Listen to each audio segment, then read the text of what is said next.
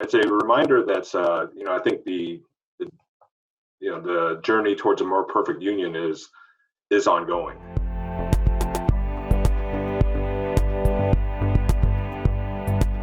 Reports of verbal and physical attacks against Chinese Americans and Asian Americans, people blaming them for the coronavirus, has been growing around the country. And we really wanted to get a sense of what was happening in the Asian American community here in Michigan. So joining me on Zoom conference right now is Richard Mui. He's the board chair of Asian and Pacific Islander American Vote Michigan. Hi, Richard.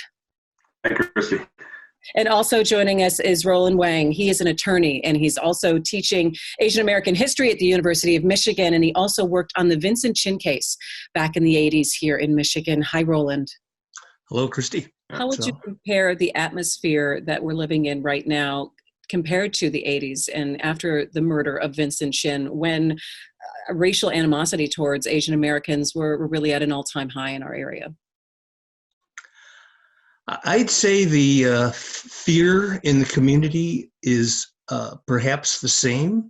The view that any one of us could be another target because of the widespread despair about the downturn in the auto industry. Now this coronavirus affects everybody in the community. And so there's that fear of being targeted.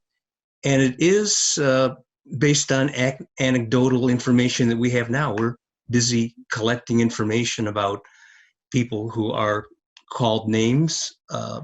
Their shopping carts are spat on in the grocery store. We're checking out a case involving a Hmong woman who was, yelled at by a butcher, that sort of thing. So it's something to take seriously.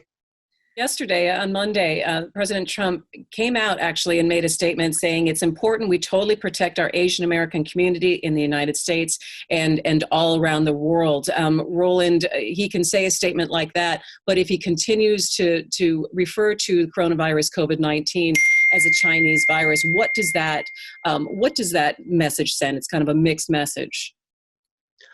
It is a mixed message because I think that we're better served if we stick to the terms that the CDC has adopted in the World Health Organization and call it COVID-19, just like the Spanish flu in 1918 or other flus that somehow get a name attached to it. It's not helpful for the community that might be targeted because it does play upon the fear or hatred that people may have.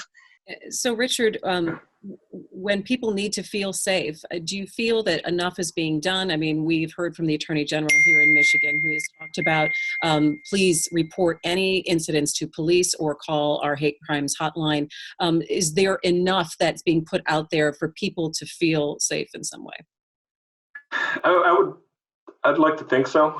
That certainly on social media, again, that there's been an outpouring of, I think, to rephrase that, not an outpouring, but a stand against those comments made by President Trump in particular. So both in the newspaper articles, on Twitter, on Facebook as well. And, I thought there was a great response to President Trump's protecting the Asian American community by Representative Judy Chu out of California. And her Twitter was, well, this wouldn't be necessary if we hadn't started that in the first place, if he hadn't used the term Chinese virus in the first place. How would you characterize this time, this period in history for the Asian American community? Well, it's an opportunity to identify ourselves as people that are part of the solution, and people should recognize that Asian American groups are working together to sew face masks and donate them in the right places. We're all in this together. I think that should be the message. But we also see that opportunity to identify who are those people who are the hateful people that are resentful, and call them out on it and let them know there's a hate crime line that is available for people to call them in, and people should know 313-456-0200. That's the hate crime hotline at the Attorney General's office, and act on that if they see something or say something. So I think those are the opportunities, both for diligence in watching for what's happening in those hateful interactions, but also to recognize how the community is coming together to help with the solution. I think it's a nice, well, not a nice reminder. It's a reminder that I think the journey towards a more perfect union is ongoing, and so it's not a threshold that we cross and things are better. And I think certainly in times of crisis, you can see that some of the, again, xenophobia, some of the racism will rear its head, and that you always have to be diligent and watch out for that and be ready to organize and stand for justice. And so it's not a destination, but a journey, I think, in that sense. And this is a good reminder of that. Talk to us a little bit about what people are telling you, what members of the Asian American community are telling you, what they're experiencing right now in Michigan in the wake of this, and coming also from an administration, a president who has been calling this the Chinese virus. Yeah, I mean, that's it's unfortunate.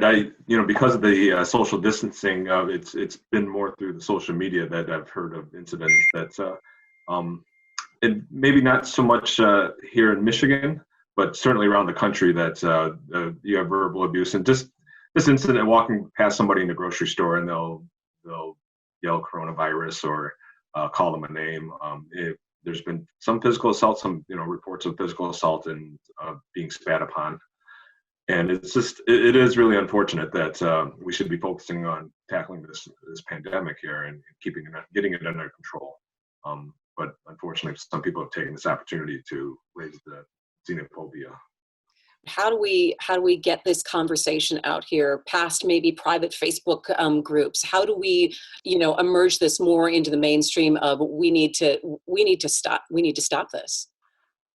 Well, I think one, it's educating folks, and so I think you mentioned it earlier that the World Health Organization back in 2015, consciously moved away from identifying viruses with their location where they were first identified.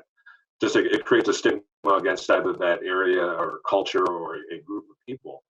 So educating people that